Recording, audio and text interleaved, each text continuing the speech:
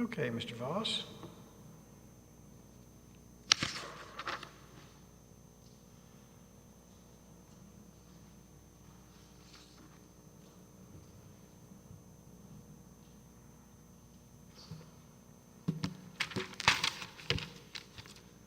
May it please the court. My name is Ed Voss and I represent the city of McKinney in this case. This court should reverse the judgment of the district court and the related orders and render judgment on behalf of the city because, number one, the Fifth Amendment takings clause does not apply to the law enforcement actions in this case. And number two, Baker failed to plead or prove her Section 1983 Monell claim against the city. So what law enforcement actions does the Fifth Amendment encompass? So far, there hasn't been a case that has said that it applies to any such law enforcement actions. The cases that have addressed the issue have all come down on the side of the Fifth Amendment not applying to law enforcement actions, and particularly of the kind that are the basis of this case. Well, are you arguing for a categorical exemption for the police power, exercise of the police power? I think that I am, because that's what all the cases have done. Every case that has addressed this issue has said that when law enforcement is performing its duties, and here there is no dispute that those duties were properly performed. There is no argument that what the police officers did in this case was anything but following their normal procedures to get Mr. Little out of the house, starting from the back to the front. So your argument to us is urging that we follow other circuit law, and the three circuits, right, are the 10th, the Federal Circuit, and the 7th? There's more than that. Oh, there is? There are. If I can get to that. I thought it was Leck, Amerisource, and I want to say Johnson, but I may be misremembering. Yeah, Johnson. What's the other circuit? Those are all right.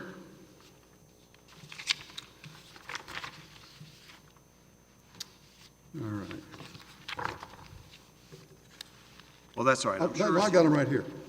Okay, we have the Third Circuit, the Seventh Circuit, the Federal Court of Federal Claims, the Fed Circuit, Ninth Circuit.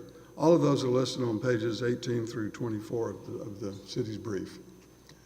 That's in addition to... Did any of those, or did you in your brief attempt to give us any history and tradition relating to takings clause exceptions? Or are you just saying the power of the logic of those? I'm urging the power and the logic. You haven't given us, and none of those circuits have taken the time to say, well, over the history of application of the takings clause, there's been an exception for any police powers damages. They do in this regard, and that is they cite the Supreme Court cases that have held that the Fifth Amendment takings clause does not apply to takings, to law enforcement actions. Okay. In those Supreme Court cases... What's the strongest Supreme Court case you rely on? Well, all four of them are strong, but let's start with Bennis versus Michigan. That's on page 21 and 22 of the city's brief. The YMCA case on pages 17 through 18 and also on page 22 is equally strong. The Cedar Point Nursery case is a more recent Supreme Court case from 2021. And in that case, the Supreme Court recognized and distinguished between eminent domain takings and police actions under the Fifth Amendment. The oldest case is from 1887 in Mugler versus Kansas. And that court noted the difference between eminent domain and police powers and said that the latter should not be burdened with the requirement that the government pay individual owners for pecuniary losses they sustain. And so that's what's being claimed here, is that the government is to pay Baker for the losses, even though what happened were lawful and proper law enforcement actions to try to get the bad guy out of her house.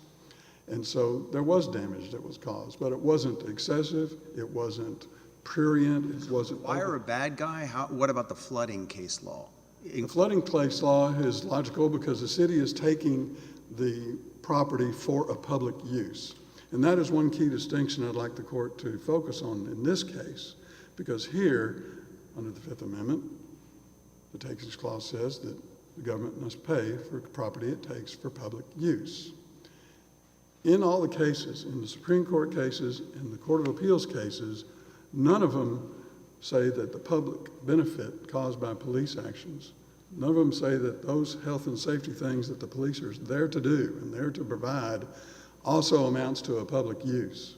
In this case, the district court and Baker are trying to make those terms synonymous. The courts have to distinguish between government action that destroys property but is for the benefit of the public as opposed to the use of the public? That's my argument, yes. That is your argument. And so I think there's an important distinction to make, because here, if you go a little bit higher in altitude, let's say, and you start using the regular eminent domain rationale to say that any public damage, any damage caused by a governmental entity is public use damage, well then the sky's the limit.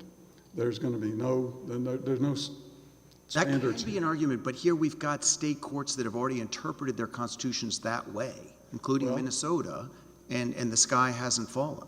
Well, I understand that, but that's a matter for the states to. I know, but your argument to us is, there's no limit, it'll be a disaster, doesn't seem to be true if we've got state courts that are already doing just that. But not all of them are. I know, but so therefore that policy argument of it can't be done, it'll be too costly, or it might deter legitimate police activity, you haven't cited how in Minnesota everything's going wrong or bankrupting municipalities.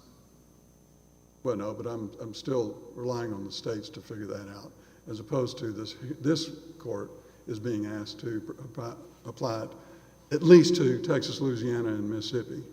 And so no other circuit has taken that invitation. And the invitation here is to do what no other Court of Appeals or Supreme Court has done.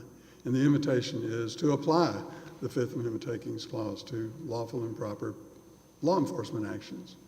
My position is to urge the court to decline that invitation, because it doesn't need to vary from the rationales of all the other courts of appeals and the Supreme Court that doesn't apply the law enforcement problem or the actions that are caused by the law enforcement in the Fifth Amendment context.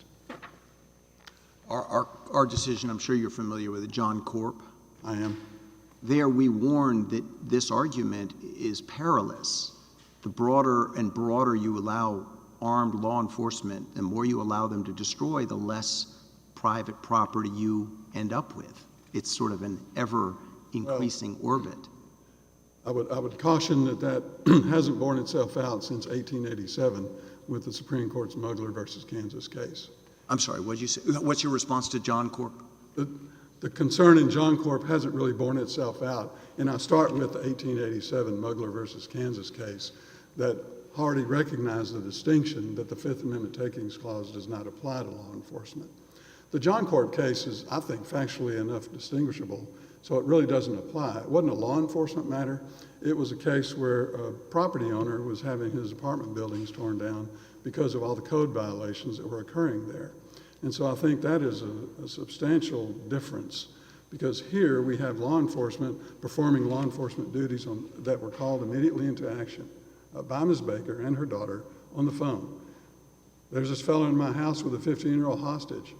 Please help. And so they responded.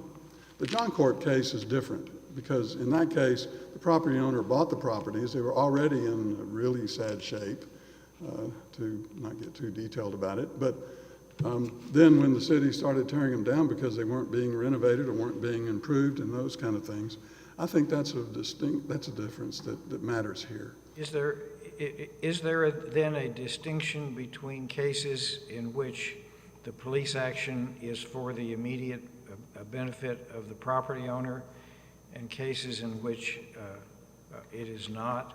For example, your case, which you just described, or a case in which there's a police chase and the emergency vehicles cut across the lawn and cause destruction to the property, but it's obviously not for the benefit of that particular property owner. I've not found such a case. All the cases in the Supreme Court and all the cases in the federal courts of appeals and in the district courts around the country have all been responding to allegations of a claim for damages under the Fifth Amendment takings clause for damages to their own property. The Leck case. Well, so I mean, in describing your situation a minute ago, you put some emphasis on the fact that it was for the benefit of the property owner, but you're saying that that element of it is not really necessary. Well, I didn't mean to differentiate it so much. I'm just saying that all the cases that have dealt with this issue have dealt with cases in that same scenario. And I'm trying to avoid leaning over toward the John or other eminent domain type cases because that really isn't relevant, in my view, to what happened here at Ms. Baker's house. And so for that reason, I think that the Fifth Amendment takings clause really doesn't apply as those other cases have held.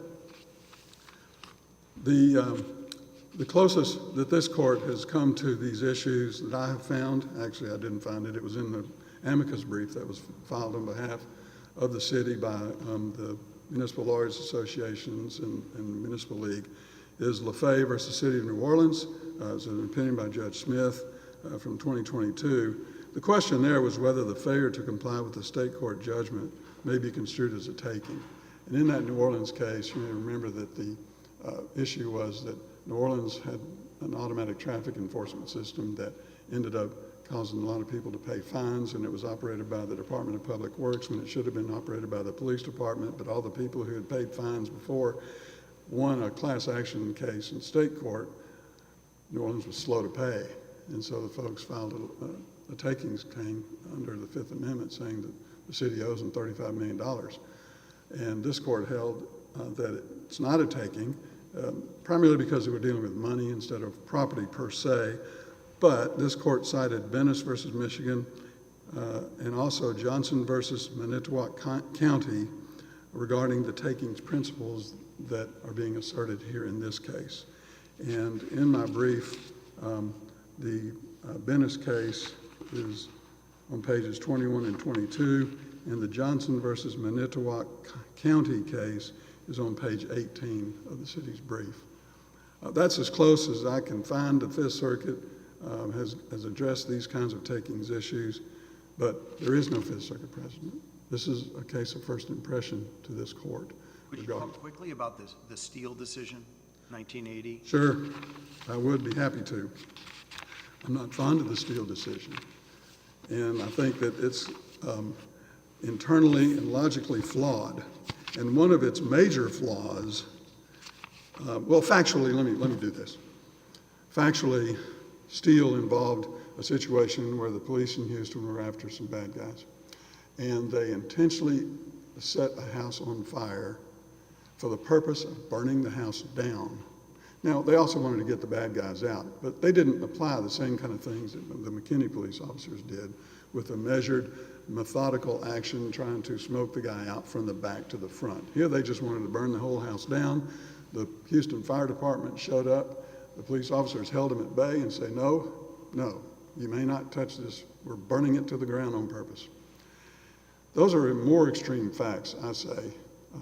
And on the factual side of things, what I'd like to mention is that I think Steele is more extreme, and it was a summary judgment decision that was reversed by the Texas Supreme Court. So I think that procedurally got some differences.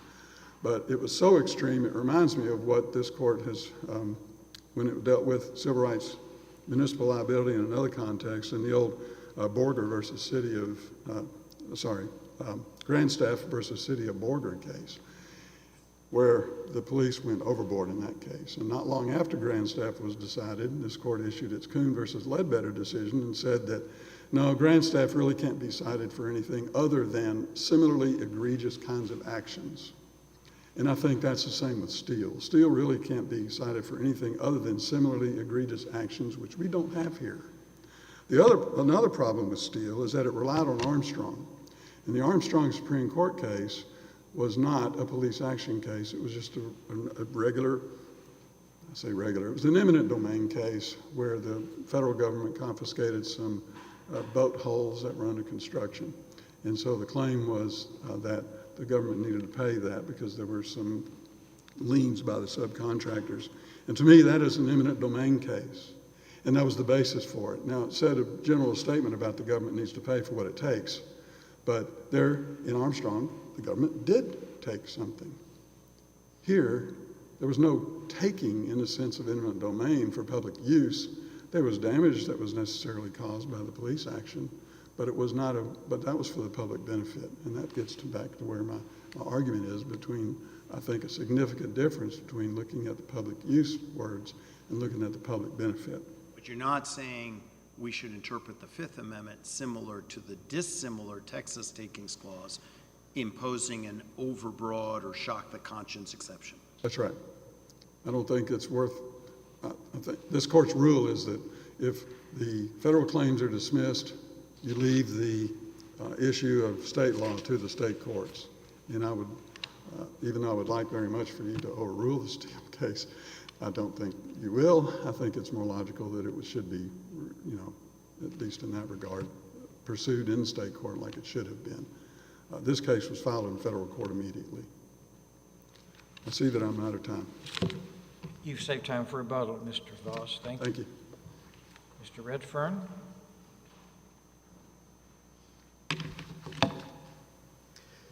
Good morning, Your Honors, and may it please the Court. I'm Jeffrey Redfern, here on behalf of the appellee, Vicki Baker. The City of McKinney is requesting a blanket categorical exclusion from the Fifth Amendment. The Supreme Court held... They're saying that there's no use here. Where's the use? The use? The use is getting a dangerous felon off the street, Your Honor, and I don't think it's possible to come up with a clearer example of a public use than criminal law enforcement. It's quintessential public good. I heard some language. Before you go to that, just on the question, wouldn't it that this bad guy, the armed fugitive, isn't he the taker? He went into the house, he took it. And Well, therefore, the police response, in one sense, is, in fact, actually the phone call to the police came from the owner. Go in and get him out. So, Your Honor, I take your question to be referencing the particular intended beneficiary test of YMCA. I think it's important to keep in mind that the city never argued that below, and they're not arguing it here, although I just a moment ago heard a few comments to that regard. So I think that's pretty clearly waived. In any event, I don't think there's any dispute on this record that my client is not the particular intended beneficiary. The record shows that this guy was wanted from several law enforcement agencies. He'd been involved in a high-speed chase. He had apparently kidnapped a 15-year-old girl.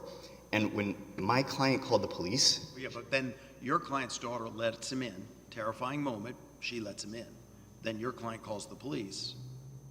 It looks to me that the issue is that public use, or is that just getting the person who took the house, the real taker, not the government, out of the house? So, Your Honor, she was calling the police to help them. He was their number one target. They were all looking for him. She was not calling because he showed up at her house and she wanted him out. She wanted to help them get their man. But in any event, none of this has been argued in this case. If it had been, I think those would be exactly the kind of case-specific factual circumstances that the Supreme Court was talking about in Arkansas Game and Fish.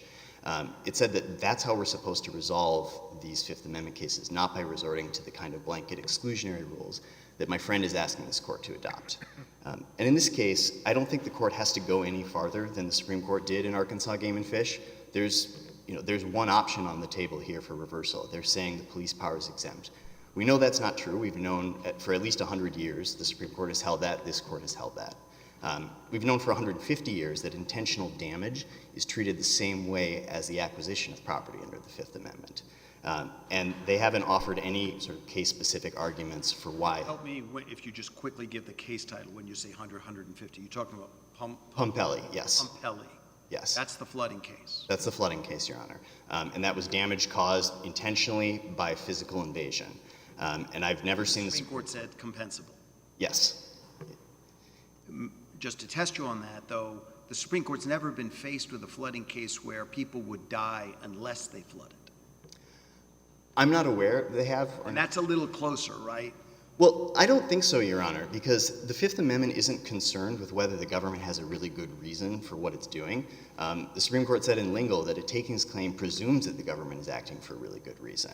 But that doesn't, the real question is whether these burdens should be borne by one random lucky unlucky individual or But society. I guess you heard me asking about history and tradition, so I'm grateful you're going back a century or two, so we sort of can maybe guess at what the framers meant by the Fifth Amendment. And aren't I right that, and I'm sure you're very prepared, that the line of authority from the Supreme Court and even predating Supreme Court, English common law, relating to the governments of power to stop fires, that's the hardest line for you. So I'm glad you asked that question. Bowditch, I'm thinking Bowditch. So Bowditch was not a constitutional case. It was a statutory case. And I think that if we actually look at the fire cases, there's some dicta in later cases where there's essentially a myth about what these fire cases hold. If we go back, though, to like the actual cases like Bishop and Parsons v. Macon, Georgia, 1849, the court there says when you have to tear down houses to create a fire break, the person who's doing it, because there's necessity, there's exigency, the person who did that isn't a trespasser. You can't hold them personally liable. But the government itself is liable within the constitutional principle. Also, City of New York v. Lord and Mitchell v. Harmony, that wasn't a fire case, but it articulated the same Neighbor can principle. create the fire break, no liability, but the government can't. But in Bowditch, it was the government. In Bowditch, it was the government, and there were only statutory claims at issue in that case, Your Honor. You made an argument for a case-by-case based on the facts earlier, and that's what I heard you say, and that generally makes sense, but suppose that we wanted to speak more broadly to this so that those in the future will know what to expect and what liability. I put on my old city attorney hat and say, you know, if I had city officials asking me what's going to be a taking and what isn't, and I say, well, the Fifth Circuit back in 2023 announced the following test that we should use. So what's the test? It's not fact specific as to your case, because I know you want to win under your facts, and that's legitimate. But speaking more broadly, what is the test that we should announce, short of a broad police power exemption? So, Your Honor, I think the elements of a takings claim here for destruction are: did authorized government action intentionally or foreseeably cause the destruction of private property for a public purpose? And there can be particular facts that would indicate that there should be a narrow exception, such as particular intended beneficiary in YMCA. We would certainly concede that if the property owner is at fault or guilty, that they don't have a claim in a situation like that. And then I think the Fourth Circuit's decision in Yon v. Dorchester illustrates how to apply some of these foreseeability, intentionality principles. And that might not be an exclusive list, but I think if we look at the Supreme Court's decision in Arkansas Game and Fish as a model, they listed a few of the factors that have been relevant in previous cases. It didn't say that's necessary, all of it. Questions of state law can come into it. So re-articulate the test that you just, Sure. in response to Justice Smith. The basic test, Your Honor, is if authorized government action intentionally or foreseeably causes the destruction of private property. And I think that's the test that the court articulated. Spikes put down as someone steals my car, carjacks it, they're going down the road. Police throw out spikes. The government's now liable to me for the damage. I think there might be a question in that case about intentionality or foreseeability. If they thought that they were timing it just right and weren't going to get other people. If they knew that they were going to get 50 cars that went by before they got there. No, just the car, because if it's here, in your brief and at trial, you've agreed that the police were commendable and it was necessary for them to do what they did. That's right. So intentionality was limited and measured. So if you're saying there's an exception for that, I don't think your client would prevail here. I'm sorry, I'm not sure I followed the question. My point is, instead of blowing up her house, the fugitive going in the house, and then they got to blow the house up to get him, the fugitive grabs her car and drives, and the police want to stop, and they throw down spikes, and it damages Miss Baker's car. So I think in that situation, arguably at least, she wasn't any worse off because he would have left with her car. And that's actually what I wanted to get to in some of these fire break cases. The Bishop and Parsons v. Macon, also Steele v. City of Houston, says that in these cases, to the extent that compensation has been denied, it's because the property would have been destroyed anyway. if a conflagration is raging through a city and you create a fire break, it's very likely that your house would have been burned down if it hadn't. Let's go back to the test that you've enunciated and go back to the simple example I alluded to before, which is that there's a legitimate, justifiable police chase, and police and other emergency vehicles cut across someone's lawn and tear up the lawn. Now that fits the test that you enunciated, because it was obviously predictable if they cut across the lawn, they're going to tear down some bushes and trees and mess up the grass and maybe knock down a fence. That's all predictable, so that would be compensable under your test. I think so, Your Honor. I mean, the city would certainly be free to argue that it was accidental or something, but It'd be the same if, say, a commercial aircraft or a commuter aircraft is hijacked and government feels it's necessary to take it down. They don't know what their intentions are. They're headed toward a high population area. They shoot down a commercial aircraft, which levels or destroys several blocks of a suburban neighborhood. There's a takings claim there? well, if we're talking about damage to the neighborhood, I think so. If we're talking about the plane itself, I don't think there's necessarily I mean the causation. damage to the neighborhood. Yes, I think so, Your Honor. And, of course, if the government wants to argue that there's some particular factual circumstances that make that different, they're welcome to. I might be up here representing the property owner in that case, but I won't overstate what the court decides in this case. If I could return briefly, though, to the history of the Fifth Amendment, Horn cites St. George Tucker, 1803. This is the earliest contemporary commentary we have on the meaning of the Fifth Amendment. And he says that the entire point of the Fifth Amendment was that during the Revolutionary War, continental soldiers were seizing supplies from the colonists without compensating them. And if there was ever an exigent circumstance, an emergency that would justify this kind of seizures, surely it was a war for independence on our own soil. And they specifically wanted to make sure that even those burdens were getting properly shared across society as a whole. We can even look to other founding era declarations of rights, like the Northwest Ordinance. Its takings clause talks about public exigencies requiring property be seized for the common preservation. Why am I thinking that there's a Civil War wartime case where a bridge is destroyed and explicitly the court said not compensable? Well, so that was dicta, Your Honor, because the actual issue. What case was that? Because you just said wartime damage is compensable, but what case is that? That was, I believe, United States v. Southern Pacific Railroad, I believe. Okay. And the issue in that dicta's case. just wrong? So the dicta in that case, I think, is incorrect, Your Honor. But what was happening in that case was that the bridges had initially been destroyed, and then the Army rebuilt them, and then they wanted to charge the owner for rebuilding them. And the court said, no, you don't get to charge them for rebuilding them.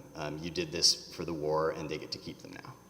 And then in dicta, the court said, in fact, it's not Said compensable. that, these are, and I think in a situation like that where if we're talking about war and, the front line is moving back and forth, we can assume that things would be destroyed by the enemy if they weren't destroyed by you. I think that's what was going on in the Caltex case, where Japanese troops were entering Manila hours before United States troops blew up some refineries. If they hadn't done that, the Japanese would have had them, and they likely would have blown it up when they retreated. But war is different, fire is different. Here it's an armed fugitive with a young girl hostage. He's on meth. He's communicating he's going to die by suicide. It's sounding pretty like wartime to me. Well, Your Honor, to the extent that there's a special rule for wartime, that I think we can maybe draw some of that from the language in Caltex. I don't think it applies to law enforcement activity. There's certainly never been anything in Supreme Court law saying that. And in YMCA, that case drew 4 separate opinions. Not one of them suggested that because these were exigent law enforcement circumstances, this destruction was justified. You point to any case ever where the United States has paid for property damage responsive to when law enforcement is responding to an exigent emergency situation? I'm not aware of one, Your Honor, but I'm also not aware of cases going the other way. I think the norm is that there is compensation in these cases. I know that in Iraq and Afghanistan, our troops routinely pay people whose property is destroyed by war if they were innocent and not involved in the conflict.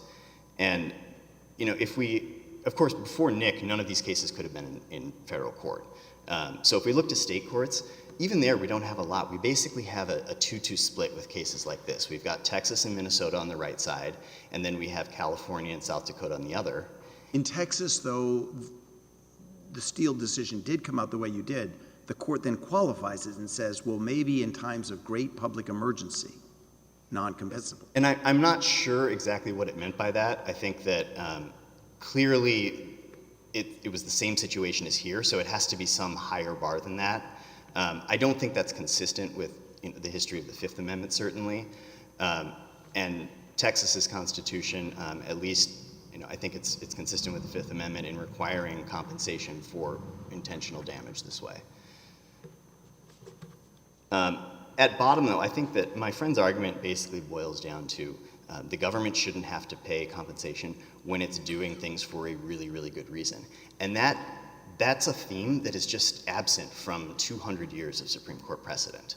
The Takings Clause is not at all about fault. It's not about whether the government is acting for a good reason. It's just about how we as a society decide that we're going to allocate benefits and burdens. His argument really repeatedly was follow every single other circuit. And he says there are 5. I'd focused on 3. So at least 3, but maybe you would say all 5 have been sort of I would say gone 4. down the wrong path? I'll give him the Third Circuit as well. Okay. Third, But 7. yet you would then have to say, and you do, all 4 of those circuits. All 4 of those circuits are wrong. They don't cite or discuss the governing Supreme Court precedent, 100 years of case law saying the police power is not exempt. And I think this court in John Corp and the Fourth Circuit are already on the other side of that split. So I don't think there's any way to resolve this case that avoids that split ongoing. But just to wrap up on the Fifth Amendment, I think really if ever there were a case that implicated Armstrong's concerns that the Takings Clause is designed to prevent the government from forcing some people to bear public burdens that should be borne by society as a whole, this is it. Law enforcement is a public good. We pay for law enforcement.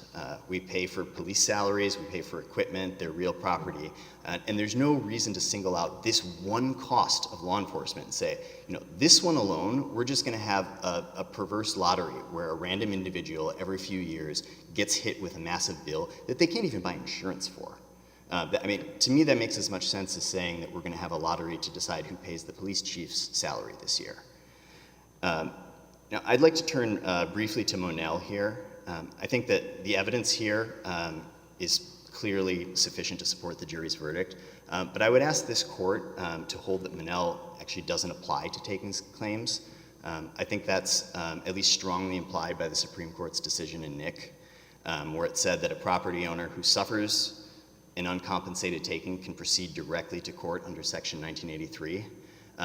And that, I think, reflects the nature of the Fifth Amendment, in that unlike other constitutional rights, it doesn't prohibit the government from doing something. It places an affirmative and ongoing obligation to provide compensation once a taking has occurred. So there's no dispute, my client still hasn't been compensated. I think that is necessarily attributable to the city. They're here litigating this case, arguing that they shouldn't have to compensate her. And I think adopting that rule would simply, it would make it easier for litigants to avoid going through this sort of pointless exercise in the future of putting up a city employee and saying, yes, we didn't pay him because we don't pay these. That's why we're litigating this case. Moreover, I think it avoids potential for juror confusion. I think that the jury in this case thought the question they were being asked to answer was so obvious that it felt like a trick question to them. The policy of not paying these claims is in fact the reason that she didn't get paid. It almost seemed confusing to them. Question. Say we disagree with you on whether there's been a compensable Fifth Amendment taking. Again, just thinking out loud. So say we send it back to the district court. You've got your Texas takings claim. The Texas takings clause, but both the terms of it and Texas Supreme Court interpretation of it are broader than what we see on the federal side. I believe you've already told us in your red brief that you would sort of re-elect your choice of remedy from which another appeal would follow. Is that kind of how you would see things playing out? I think that's the sequence, Your Honor. And I do just want to briefly flag that you alluded to the difference in language in the Texas Constitution. There's a great article by Professor Molly Brady in the UVA Law Review a few years ago about the damagings clauses. And it explains that there are all these states in the late 19th century that adopted takings clauses that said taken or damaged. And she explains that this was not meant to cover damage caused by physical intrusions because that was already understood to be compensable under the Fifth Amendment. This was intended to go beyond that and essentially constitutionalize the law of nuisance because there were all of these railroads at the time and they were seriously interfering with people's use and enjoyment of property. But under Fifth Amendment doctrine, if the railroad didn't actually cross your property, you wouldn't have had a claim. And they wanted to give people a way of getting sort of nuisance claims or loss of access claims. But it wasn't meant to cover physical damage because that was already encompassed by the Fifth Amendment, at least when it's an intentional physical intrusion. Are there any further questions, Your Honor? Thank you. Voss for rebuttal.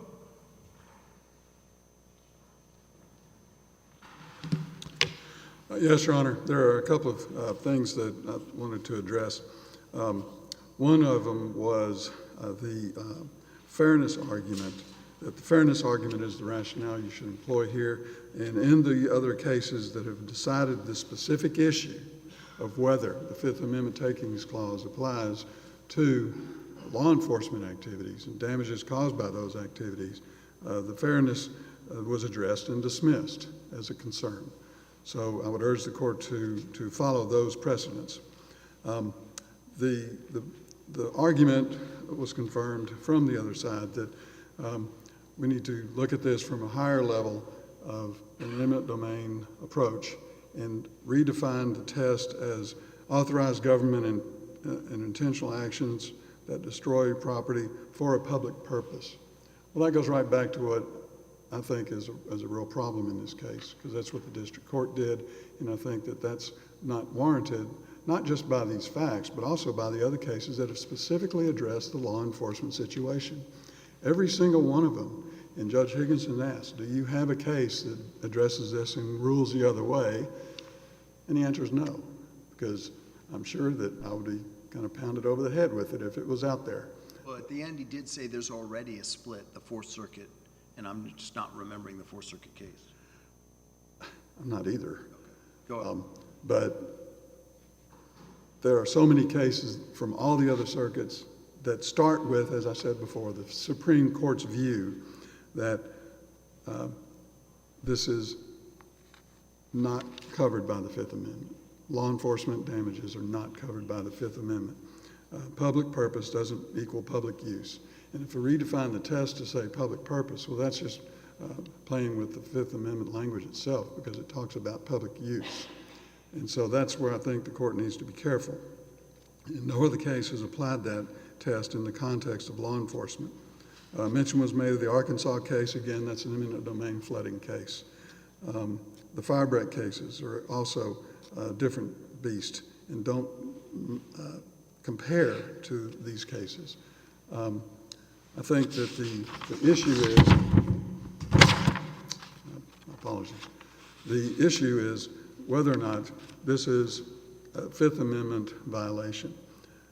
Real briefly, if it's not a Fifth Amendment violation, then we already don't have one of the elements necessary to establish a Section 1983 claim. I don't agree that by establishing or by alleging a Fifth Amendment violation that you automatically get into court on a Monell claim under Section 1983 automatically. Now, the closest I can find a case that addressed that particular issue, whether or not a Fifth Amendment takings claim in a law enforcement damages case is sufficient to establish liability under 1983, is a district court case out of the Western District of Texas, the Chavarin case, Chavarin. It's on page 35 of the city's brief. And there was damage caused by the law enforcement to a home during police activity. And the district court there dismissed the case because of the failure to plead the elements of Section 1983. And my point in this appeal is also that there was a failure to not only plead but also prove. And since I'm running out of time, I'll reference the joint pretrial order, page 677 in the record, where the plaintiff's allegations in paragraph 2 fail to mention anything about the elements under section 1983. And I'll leave it to the brief, pages 34 through 37 on the 1983 issues. I'm out of time. Thank you for listening. Thank you, Mr. Voss. Your case is under submission. Next case, Florida.